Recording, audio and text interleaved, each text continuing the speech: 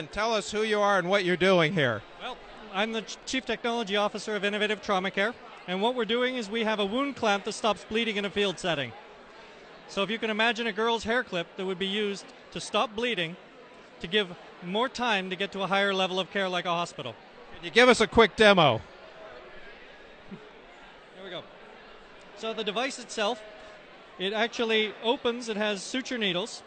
The suture needles bind into the skin, lift the skin, and squeeze it together with 2 pressure bars. So what you do is you actually line it up to the long axis of the wound, embed the needles into the skin, squeeze it shut. You've contained the bleeding. So now with the skin sealed, the pool of blood that forms in the cavity underneath, it's called a temporary hematoma.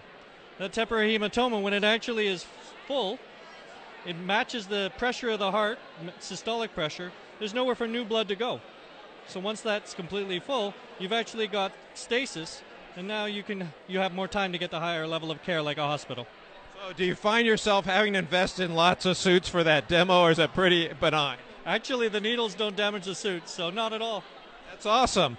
So what has someone told you personally that made you the most certain you're on track or the most proud of what you do?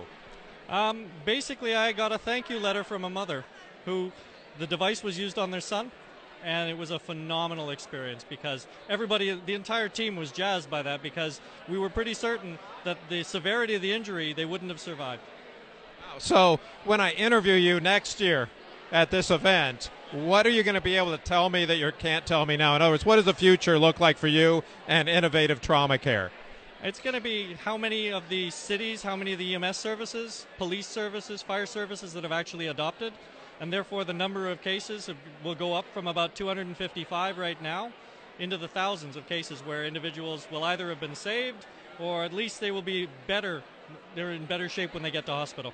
So the most important question, Ian, if somebody wants to find out more about your clamp and what you do, how do they do that? www.itraumacare.com. Thank you very much for what you do. Thank you.